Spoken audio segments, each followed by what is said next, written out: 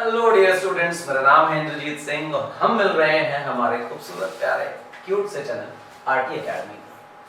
RT academy एक बहुत अच्छा प्लेटफॉर्म है जो अभी आया है आपके लिए। पूरे साल हम क्लास 11th और क्लास 12th के फिजिक्स, केमिस्ट्री, मैथ्स और बायोलॉजी के सारे लेक्चर्स करेंगे। हर टॉपिक कवर करेंगे, डिटेल में कवर करेंगे और आपके स्कूल के एग्जाम्स और आपके बोर्ड एग्जामिनेशन को ध्यान में रखकर हम आपको प्रिपरेशन करवाएंगे। मतलब जेईई की प्रिपरेशन करवाते हुए बोर्ड एग्जाम नहीं दिलवाएंगे। जो आप कर रहे हैं इसमें आपकी हेल्प करेंगे। अगर आपके कोई कॉन्सेप्ट्स वीक हैं या कॉन्सेप्ट्स हैं ही नहीं तो हमें फॉलो करिए। जो वीक हैं वो स्ट्रांग हो जाएंगे और जो नहीं है उसमें तो मजा आ जाएगा, क्योंकि नई चीज सीखकर आप उसको पूरी तरह सीख पाएंगे। उसमें बहुत ज्यादा अपनी एप्टीट्यूड गेन कर पाएंगे, डेवलप कर पाएंगे। फिलहाल मेरा नाम है इंद्रजीत सिंह है, हम क्लास 11th की फिजिक्स कर रहे हैं। काफी दिनों से हम साथ में हैं और टॉपिक चल रहा है हमारा वेक्टर्स। ये बहुत इंपॉर्टेंट शानदार मैथमेटिकल टूल है, मैथमेटिक्स का पार्ट है। हम इसे फिजिक्स में मोशन इन प्लेन के अंदर कर रहे होते हैं, लेकिन मैं पहले पढ़ा रहा हूं ताकि आपको मैथमेटिक्स बिल्कुल क्लियर रहे। आज का एजेंडा पॉलीगॉन लॉ पढ़ना है, रेक्टेंगुलर कंपोनेंट बनाने हैं, ऑर्थोगोनैलिटी क्या होती है वो देखनी है, और किसी स्केलर नंबर का वेक्टर के साथ मल्टीप्लिकेशन करेंगे तो क्या होगा ये देखना है।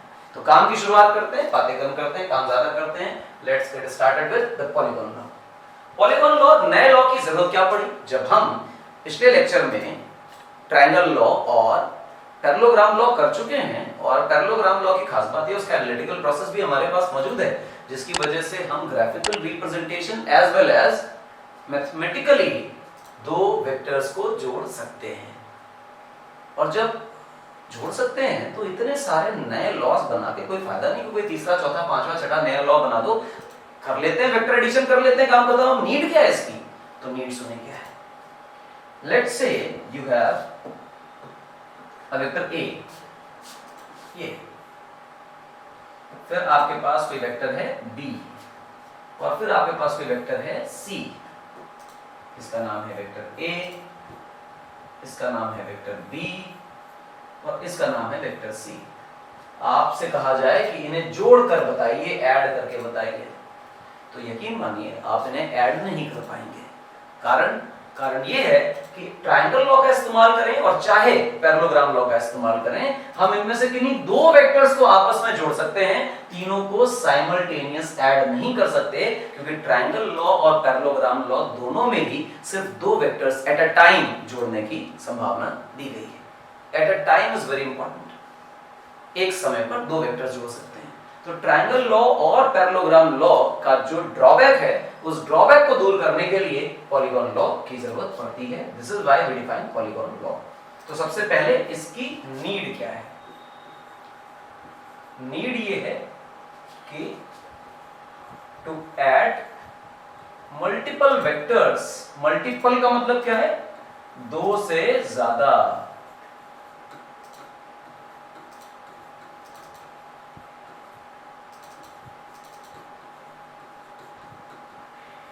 एट अ टाइम, ये to add multiple vectors at a time. और ये जो चीज है पॉलीगॉन लॉ कर पा रहा है, ट्रायंगल लॉ ऐसा नहीं कर पाता था। अच्छा ठीक है, क्या करें? कुछ नहीं।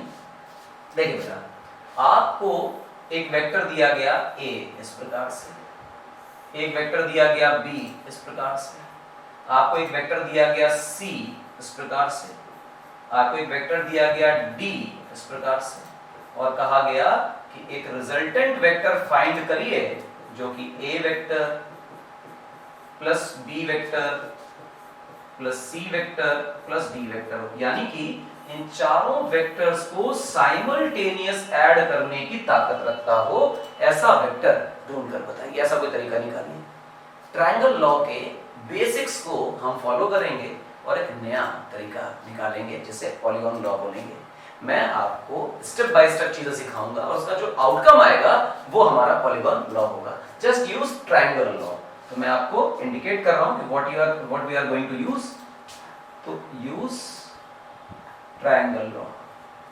ट्रायंगल लॉ तो सर दो ही चीजों को आपस में जोड़ता था, तीन को, चार को, पांच को एक साथ को नहीं ऐड करता था। हम तीन चार को एक बार करेंगे भी नहीं। हम a में b को ऐड करेंगे, जो आएगा उसमें c को ऐड करेंगे, जो उससे आएगा उसमें d को ऐड करेंगे। स्टेप बाय स्टेप दो दो को एक साथ इस तरह ऐड करके रिजल्टेंट निकाल लेंगे। अच्छा करके देखें, आगे करके देखते हैं। आपके सामने बेटे एक ए वेक्टर बना है, थोड़ा इधर बनाते हैं, अच्छा लगेगा। ना मैग्नीट्यूड ही बदलेंगे ना डायरेक्शन ही बदलेंगे, हमने लिखा ए वेक्टर। अब ए के हेड पे बी का टेल, मैं कह रहा हूं ट्रायंगल लॉ इस्तेमाल करना है, तो ए के हेड पे बी का टेल, तो ये B vector. And if you can see कि भैया ये आ गया मेरा ए और बी का रिजल्टेंट वेक्टर, तो ये a प्लस बी है। अब जो c है उसे a और b में मत जोड़ो, a और b को जोड़ लिया, जो मिल गया उसमें c वेक्टर को ऐड करो। हमने कहा ठीक है, उसमें c वेक्टर को ऐड करते हैं, यानी a प्लस बी के हेड पे c का टेल, a प्लस बी के हेड पे c का टेल, गौर से देखना बच्चा, c इधर बना हुआ है तो a प्लस बी के हेड पे c का टेल रख के ये बना दिया। अब जो आया a प्लस बी में से c को ऐड कर लिया, ये पिंक वाला दूसरी लाइन आ गई। a प्लस बी वेक्टर ये था, इसमें c को ऐड करेंगे, ट्रायंगल कंप्लीट करेंगे रिवर्स डायरेक्शन में, तो ये बन जाएगा बेटा a vector plus b vector plus c vector, सबको दिख रहा होगा। हाँ अब क्या करें, अब इसमें जो a प्लस बी प्लस सी हमने कर लिया, तो चौथा वेक्टर बचता है बेटा d, इसे ऐड करें। चौथे वेक्टर को कैसे ऐड करेंगे वो देखें। चौथे वेक्टर को ऐड करने का तरीका, जो निकल कर आया resultant vector a plus B plus C pink वाला, उसमें d के टेल को रख दें, और d के टेल को रखने का मतलब ऐसे ये, और ये हमारा d वेक्टर है। अब ये फाइनल आपकी हेड है, और यहां पर आपका a प्लस बी प्लस सी का टेल था, तो जो रिजल्टेंट आने वाला है वो ये येलो वाला होगा, इनिशियल टेल से फाइनल हेड। और आप देखें आपने क्या बना लिया, a vector plus b vector plus c vector plus d vector, और इसे ही आप रिजल्टेंट वेक्टर की तरह रिप्रेजेंट कर रहे थे। तो करने का तरीका क्या है, वन बाय वन ऐड करें। सबसे पहले जो पहले लिखा है उसे लिख लें a वेक्टर, उसके बाद दूसरे वाले के टेल को पहले वाले के हेड पे लिखें, और जो ये दो लाइनें बनी इनसे एक ट्रायंगल क्लोज करें जो रिवर्स ऑर्डर में ड्रॉन हो, तो आपको a प्लस बी मिलेगा। जो आया उसमें थर्ड वेक्टर c को ऐड करें, तो ऐड करने का ट्रायंगल लॉ का मेथड क्या है कि हेड पे टेल रखा गया और c को आगे बना दिया गया, जहां पर c बना था, डायरेक्शन और मैग्नीट्यूड में कोई चेंज नहीं लाया गया। उसके बाद टेल से हेड तक एक वेक्टर ड्रॉ करेंगे, ये a प्लस बी और c का रिजल्टेंट है, which is called as a plus B plus c। जो रिजल्टेंट अब ये पिंक वाला आया, इसमें चौथे वेक्टर d को ऐड करें, मतलब ये जो हमारा रिजल्टेंट आया था इसके हेड पे d वेक्टर के टेल को पुट करें, और बिना डायरेक्शन में मैग्नीट्यूड चेंज करे d को ड्रॉ करें, फाइनल हेड और इनिशियल टेल को मिला दें, तो आपका रिजल्टेंट बन जाएगा।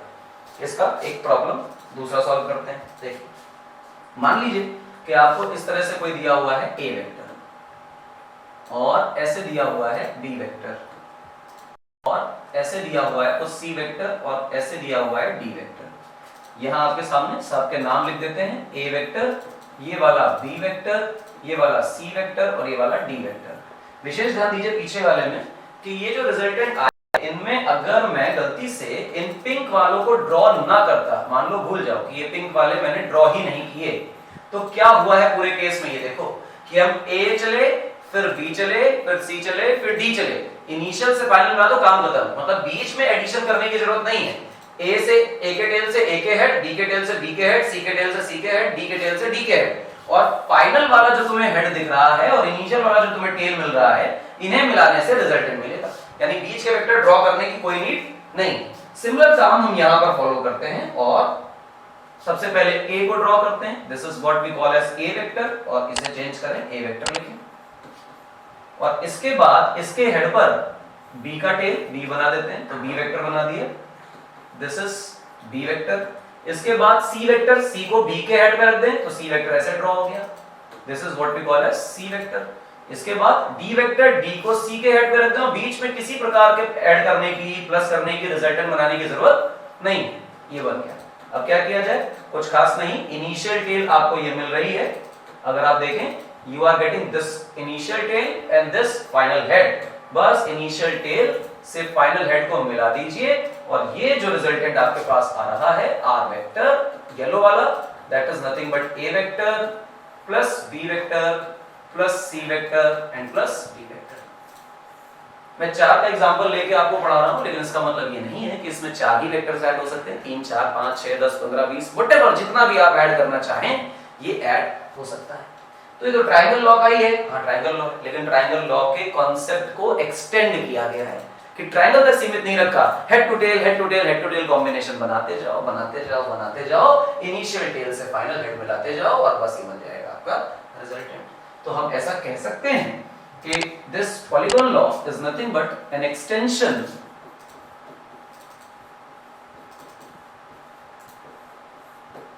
Of triangle law, extension of triangle law. कोई परेशानी वाली बात मेरे हिसाब से नहीं। अच्छा अब आगे है अगला कॉन्सेप्ट क्या था, आज का एजेंडा क्या था? अगला कॉन्सेप्ट था रेक्टेंगुलर कंपोनेंट्स। तो रेक्टेंगुलर तो बाद में सीखेंगे, पहले कंपोनेंट सीखते हैं क्या होते हैं। आओ देखो, जैसे आपके पास जब हम लोग पैरेललोग्राम कर रहे थे तो वहां पे ऐसा सीखा, 2 वेक्टर्स को टेल टू टेल रखा और फिर ऐसे इसको मिलाया और हमें लगा कि हमने पैरेललोग्राम बना लिया। ये पैरेललोग्राम बन गया। And if you can see this, आगे वाली कहानी इज नथिंग बट कुछ नहीं, खत्म हो जानी चाहिए इससे। और अगर मैं रिजल्टेंट ड्रॉ करूं तो कॉमन टेल से निकलने वाला जो डायगोनल होगा वो रिजल्टेंट होगा। ये हमारा ए वेक्टर है और ये हमारा बी वेक्टर है और ये हमारा रिजल्टेंट वेक्टर है which is called as R vector equal to A vector plus B vector. विशेष ध्यान रखने वाली बात ये है बेटा कि आप ए वेक्टर और बी वेक्टर को जोड़कर आर वेक्टर बना रहे हैं। इसका रिवर्स सोचिए कि कोई एक आर वेक्टर मौजूद है जिसके 2 टुकड़े हो सकते हैं जो कि ए और बी हो, यानी कि आपके पास ए वेक्टर था इस प्रकार से और फिर किसी बच्चे ने शैतानी करी और कहा नहीं नहीं ये आर वेक्टर नहीं है, ये तो ए वेक्टर और बी वेक्टर के मिलके बनने से, इन दोनों के ऐड होने से बना है। ये तो इनके ऐड होने से बना है। हम कहेंगे हाँ बात तो सही है, ये ए और ये बी और ये हमारा आर। यहां पर कॉन्सेप्ट ये था कि हम लोगों ने एक वेक्टर और दूसरे वेक्टर को जोड़कर रिजल्टेंट बनाया था। यहां इसको उल्टी तरह सोचा जा रहा है कि हमारे पास एक ही वेक्टर है, इसको ऐसा एज्यूम करो कि ये किसी 2 वेक्टर से मिलकर बना है। और मिलकर बना है का मतलब ये है कि हम इसके टुकड़े कर रहे हैं, वो फैक्टर्स ढूंढ रहे हैं जिन फैक्टर्स के मिल जाने से वैसा ही वेक्टर बन जाएगा जैसा हमारा है। अच्छा तो ये कंपोनेंट्स कहलाएंगे? जवाब है हाँ, ये कंपोनेंट्स कहलाएंगे। A is component of R. कौन सा net of R? Component of R. और ये बी भी क्या होगा? बी खुद भी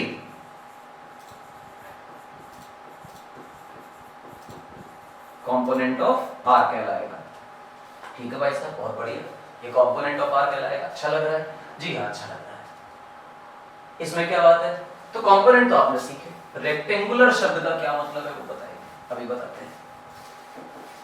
मान लीजिए कि आपने एक रिजल्टेंट वेक्टर, रिजल्टेंट तो नहीं कहना चाहिए, हमारा वेक्टर है, और जानबूझ के इसमें बदतमीजी कर रहे हैं कि एक वेक्टर ऐसे ढूंढ रहे हैं और एक वेक्टर ऐसे ढूंढ रहे हैं और ये स्टेट कर रहे हैं कि एनी हाउ इन 2 वेक्टर्स के मिलके बनने से ही हमारा ये वेक्टर वाइट वाला बना है। कौन इंश्योर करेगा?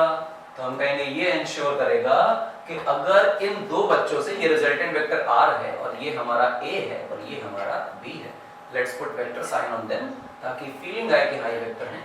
तो आप देखें कि ए और बी जो भी हमने कंपोनेंट बनाए, इनके कंप्लीट होने वाले पैरेललोग्राम का डायगोनल ही तो मेरा आर है। इसका मतलब ए और बी के मिलके बनने से आर बनाया जा सकता है। तो इसका सीधा मतलब ये हुआ कि आर वेक्टर के टुकड़े ए और बी लॉजिकल भी हैं, इस वजह से कि जब ए और बी को जोड़ोगे तो जो पैरेललोग्राम बनेगा उसका कॉमन टेल से निकलने वाला डायगोनल रिजल्टेंट बताएगा। ठीक, अब ध्यान दो कि मैंने जानबूझकर इसमें क्या तमाशा किया कि मैंने ए और बी को एक दूसरे के 90 डिग्री पर रखा। कितने पर रखा? 90 डिग्री पर। और जब भी कभी इन कंपोनेंट्स के बीच में 90 डिग्री का एंगल आ जाएगा, ए और बी आपस में 90 पर हैं, आर के साथ नहीं, ए और बी 90 डिग्री पर हैं, तो ऐसे समय पे A vector and B vector are called rectangular components. Rectangular components, A और बी क्या कहला रहे हैं बेटा? रेक्टेंगुलर कंपोनेंट्स कहला रहे हैं। तो अच्छा लगता है सुनकर? जवाब है हाँ, अच्छा तो लगता है। तो मतलब ये है कि एक किसी भी वेक्टर के ऐसे कंपोनेंट करने हैं जो आपस में परपेंडिकुलर हों और उन दो वेक्टर से हमारा वेक्टर बन जाए। जैसे एग्जांपल बताता हूं आपको, देखो कैसे बना सकते हो। जैसे मान लो तुमको एनी हाउ ये बनाकर दिया गया, ये वेक्टर दिया गया, और तुम चाहते थे कि भैया हमें इस डायरेक्शन में एक कंपोनेंट मिले। एक कंपोनेंट वहां बना लो जहां तुम्हारी मर्जी है। एक कंपोनेंट वहां बना लो जहां तुम्हारी मर्जी है। तो यहां तुम्हारी मर्जी थी, और दूसरा कंपोनेंट कहां बनाओगे? इस पहले वाले के परपेंडिकुलर। ये कंपलसरी है? जी हां, कंपलसरी है। एक कंपोनेंट वहां बना सकते हो जहां तुम्हारी मर्जी है, दूसरा वाला पहले वाले के परपेंडिकुलर होना चाहिए। ठीक है, अब क्या करेंगे? अब कुछ खास नहीं करेंगे। खास ये है कि इस हेड से दोनों ही लाइन ऑफ डायरेक्शंस पे परपेंडिकुलर्स ड्रॉ करने। तो तुमने परपेंडिकुलर ड्रॉ कर लिया। ध्यान देना मैं क्या कर रहा हूं, मैं जानबूझकर दोनों ही लाइनों पे जहां मुझे कंपोनेंट करने हैं, रेक्टेंगुलर कंपोनेंट सो कॉल्ड करने हैं, इन रेक्टेंगुलर कंपोनेंट्स की लाइंस पर मैंने परपेंडिकुलर ड्रॉ कर लिया है। इस टेल से इस परपेंडिकुलर तक और इस टेल से इस परपेंडिकुलर तक ये दो वेक्टर्स होंगे। तो आप अगर इसे आर वेक्टर बोलेंगे तो आप इसे ए वेक्टर बोलेंगे और आप इसे बी वेक्टर बोलेंगे। ये जो पिंक वाले हैं ये इनके कंपोनेंट है। तो बेसिकली आपने डायरेक्शन भी तय कर दी और कितना मैग्नीट्यूड होगा ये भी तय कर दिया। अच्छा, और बातें बताइए और सुनिए। आपने यहां पर एंगल बोला थीटा, ठीक है थीटा।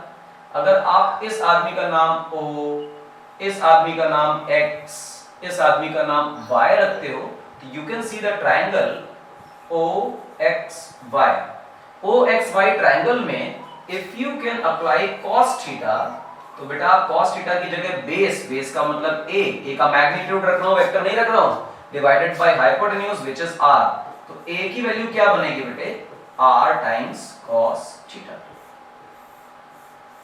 ये बन गया। और इसी ट्रायंगल के अंदर if you can apply sin theta, तो sin थीटा का मतलब होता है परपेंडिकुलर। तो परपेंडिकुलर ये लाइन है और ये लाइन बिल्कुल b के बराबर है, तो we can write b divided by r। तो b becomes r sin theta. अच्छा, यानी कि ना सिर्फ मैं परपेंडिकुलर कंपोनेंट्स कर सकता हूं, अगर मुझे मेरे वेक्टर के मैग्नीट्यूड्स मालूम है, मुझे मेरे r वेक्टर के मैग्नीट्यूड मालूम है, और मैंने कहा कि कोई एक डायरेक्शन में मुझे कंपोनेंट बनाना है, तो जिस डायरेक्शन में कंपोनेंट बनाना है उससे एंगल कितना है ये पूछ लिया जाए, तो मैं बेस वाला कंपोनेंट और परपेंडिकुलर वाला कंपोनेंट दोनों निकाल सकता हूं। तो जो बेस कंपोनेंट आएगा वो बेस कंपोनेंट होगा r cos थीटा, और जो परपेंडिकुलर कंपोनेंट आएगा उसका फॉर्मूला होगा r sin थीटा। ये दोनों फॉर्मूलाज आपके सामने लिखे हैं, and these two factors a and b are called rectangular components. यानी किसी भी वेक्टर को उनके दो परपेंडिकुलर कंपोनेंट्स में तोड़ सकते हैं। कोई बच्चा ऐसा सोचेगा कि सर दो में ही क्यों तोड़ें, x y z तीन एक्सेस होती हैं, हम तीनों में तोड़ेंगे। आप तीनों में तोड़ सकते हैं, कोई फर्क नहीं पड़ता, तीनों में तोड़ें। This is how we calculate the components और so called rectangular components of a vector. ठीक, एक नया टर्म हमारे साथ सामने आता है, that is called as orthogonality. What is orthogonality? देखें, ऑर्थोगोनैलिटी डेफिनेशन में आता है, कंडीशन ये है कि अगर दो वेक्टर्स का इनर प्रोडक्ट 11वीं क्लास में हम बोलेंगे स्केलर प्रोडक्ट अगर 0 हो गया तो दो वेक्टर्स आपस में क्या कहलाएंगे? ऑर्थोगोनल कहलाएंगे। ऑर्थोगोनैलिटी की कंडीशन ये है। अच्छा, हम कई सारे कोऑर्डिनेट सिस्टम पढ़ते हैं, सिलिंड्रिकल, स्फेरिकल, पोलर सिस्टम और अपना कार्टेशियन कोऑर्डिनेट सिस्टम। हम जो कार्टेशियन कोऑर्डिनेट सिस्टम यानी कि x, y, z एक्सिस पढ़ रहे हैं, इस सिस्टम के अंदर ऑर्थोगोनैलिटी की ये डेफिनेशन वैलिड है, बिल्कुल सत्य वचन है, लेकिन इसको जरा आसान कर लें तो ये कहें कि if two vectors are perpendicular to each other, दो वेक्टर्स एक दूसरे से परपेंडिकुलर हैं, then they are said to be orthogonal to each other। अगर दो वेक्टर्स एक दूसरे के परपेंडिकुलर हैं तो वो एक दूसरे के ऑर्थोगोनल कहलाते हैं। यानी ऑर्थोगोनैलिटी जो है वो एक्चुअली परपेंडिकुलर रिलेशन को शो कर रही है कि दो वेक्टर एक दूसरे के परपेंडिकुलर हैं, तो इसका मतलब ये हुआ कि वो दो वेक्टर्स एक दूसरे के ऑर्थोगोनल हैं। ऑर्थोगोनल शब्द आए तो फीलिंग आनी चाहिए कि we are provided with the perpendicular condition. अगर किसी को पीछे स्लाइड में चले जाएं और देखें कि ये ए वेक्टर जो हम बना रहे हैं और जो बी वेक्टर हम बना रहे हैं which are nothing but the components of R, तो A and B are orthogonal to each other। A and B are orthogonal to each other, यानी एक दूसरे से ऑर्थोगोनल है। तो इसमें इतनी क्या चमत्कार वाली बात है कि ऑर्थोगोनल के पीछे पड़े। ऑर्थोगोनल के पीछे पड़ने के बहुत फायदे हैं। उसका कारण ये है कि ऑर्थोगोनैलिटी सेज कि दो वेक्टर्स एक दूसरे से बिल्कुल इंडिपेंडेंट रहेंगे। समय के साथ ये बात की फीलिंग आएगी कि अगर दो वेक्टर्स परपेंडिकुलर हैं तो एक दूसरे पे एक दूसरे का कोई इंपैक्ट नहीं होगा। अच्छा, इसलिए ऑर्थोगोनैलिटी का बड़ा बोलबाला है। फिलहाल ऑर्थोगोनैलिटी की फीलिंग आ गई। Unit vectors along x, y and z axis, ठीक है। मान लीजिए कि आपके लिए मैं x एक्सिस बना लेता हूं। यूनिट वेक्टर हम पहले ही पढ़ चुके हैं डेफिनेशंस में। ऐसा वेक्टर जिसका मैग्नीट्यूड 1 हो और जिसकी कोई स्पेसिफिक डायरेक्शन हो। मैं इसे x एक्सिस बोल रहा हूं और इसे y एक्सिस बोल रहा हूं और इसे जानबूझकर z एक्सिस बोल रहा हूं। एंड यू ऑल नो कि जो ये एक्सिस हैं ये एक दूसरे से 90 डिग्री पर हुआ करते हैं। ऐसे और ऐसे। आपको शायद प्लेन में दिख रहा होगा, छोटा कर दूं उसे तो ज्यादा फीलिंग आएगी। ये इस तरह से 90 डिग्री प्लेन में दिख रहा है। अब मैं जानबूझकर वेक्टर बनाऊं। एक ऐसा वेक्टर बनाया जो कि x डायरेक्शन में है, एक ऐसा वेक्टर बनाया जो कि y डायरेक्शन में है और एक ऐसा वेक्टर बनाया जो कि z डायरेक्शन में है, ठीक है। और ये जो वेक्टर है, इस वेक्टर का मैंने मैग्नीट्यूड स्पेशली बोला कि 1 है।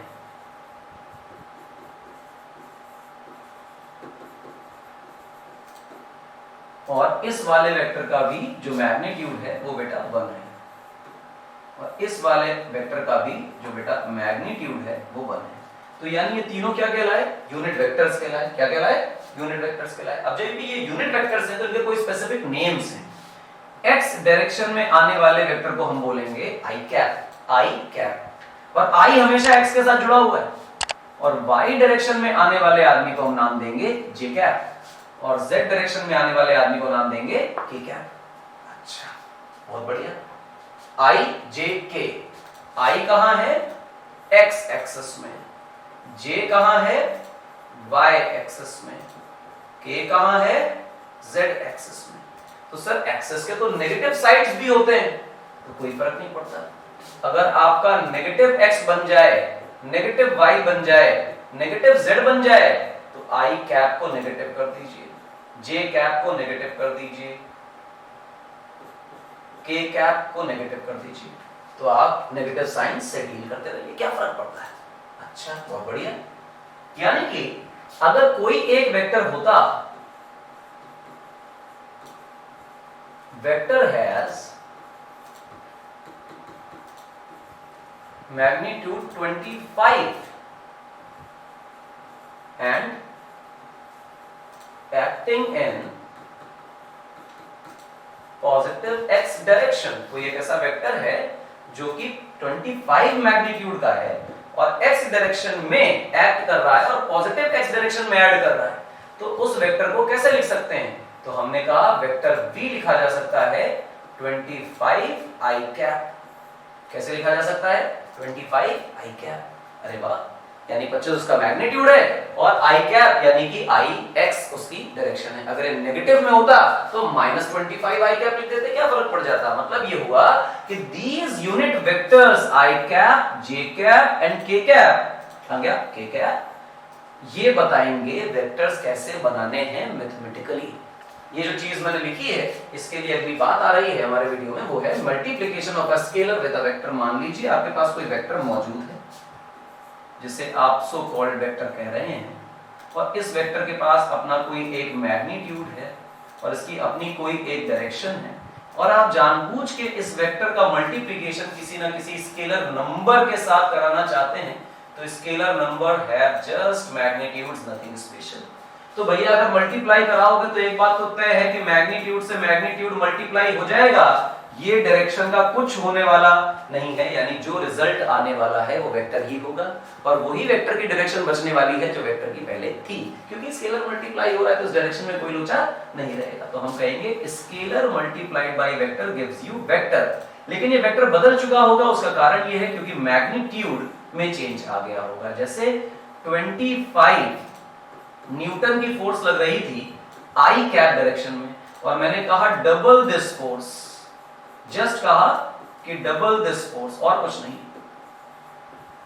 तो डबल दिस फोर्स का मतलब हुआ कि 2 टाइम्स 25 न्यूटन्स आई कैप। ये 2 जो है ये प्योर नंबर है, स्केलर है, एंड इफ यू से दिस तो ये पूरा का पूरा फोर्स है, वेक्टर है। लेकिन जब आप इसका रिजल्ट लिखेंगे तो 25 में 2 का मल्टीप्लाई करेंगे और लिखेंगे 50 Newton's I cap. You can see magnitude changes but direction remains same and vector का नेचर भी सेम है क्योंकि ये आदमी न्यूटन ही बचा हुआ है। तो अगर मैं वेक्टर का स्केलर से मल्टीप्लाई करूं तो रिजल्ट में मुझे अल्टीमेटली वेक्टर ही मिलने वाला है। न सिर्फ वेक्टर मिलने वाला है, सेम नेचर का वेक्टर मिलने वाला है, परंतु उसके मैग्नीट्यूड में परिवर्तन आ जाएगा। तो इसमें यूनिट वेक्टर हमारा क्या साथ दे सकते हैं? तो यूनिट वेक्टर कैसा साथ देंगे बताते हैं।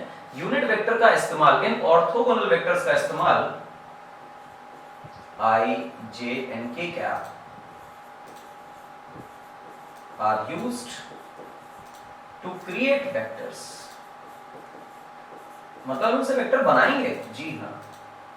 कारण, अरे यार कब तक उनको ग्राफिकली रिप्रेजेंट करोगे, कब तक उन्हें लाइनों से दर्शाओगे? मैथमेटिकली तो देखना है ना उन्हें, कैसे जोड़ें कैसे घटाएं। तो I, J, K कैप की मदद से हम किसी भी प्रकार के वेक्टर को बना सकते हैं और उन्हें जोड़ घटाकर कोई भी वेक्टर, किसी भी तरह का वेक्टर रिप्रेजेंट कर सकते हैं मैथमेटिकली। और इसके बाद हम किसी भी तरह के ग्राफिकल रिप्रेजेंटेशन से बाहर आ जाएंगे। ये कब करेंगे? अगले लेक्चर में। आज तो जितनी बातें बोली हैं इन्हें कंसोलिडेट करिए, सीखिए कि कंपोनेंट कैसे होते हैं, सीखिए कि ऑर्थोगोनैलिटी क्या होती है, सीखिए कि unit vectors I, J, K cap क्या है, इन्हें याद रखिए और बस इसके बाद काम खत्म। आगे मिलेंगे और फिर चर्चा करेंगे डिटेल में। अगले लेक्चर में प्रॉब्लम्स करेंगे और देखेंगे कि वेक्टर्स कैसे बनते हैं, I cap, J cap, K cap का इस्तेमाल और रिजल्टेंट वेक्टर उसके एंगल से रिलेटेड बहुत सारे न्यूमेरिकल्स। अगला जो सेशन होगा वो प्रॉब्लम्स बेस्ड सेशन रहेगा। तो मिलेंगे अगले लेक्चर में, तब तक के लिए धन्यवाद। और बस कुछ खास करना नहीं है, आपको थोड़ा सा धन्यवाद बोलना है। Thanks for watching. हमें फॉलो करते रहिए, नाम मत भूलिए इंद्रजीत सिंह। आपको पढ़ा रहा हूँ आरटी एकेडमी पे। नहीं किया है सब्सक्राइब तो भैया सब्सक्राइब कर लीजिए और शेयर नहीं किया है तो शेयर भी कर लीजिए। और आजकल बेल आइकन का जमाना है कि अगर आपको वीडियोस देखने हैं तो प्लीज भैया बेल आइकन दबाइए और वीडियो देखते रहिए। मिलेंगे अगले लेक्चर में, तब तक के लिए थैंक यू।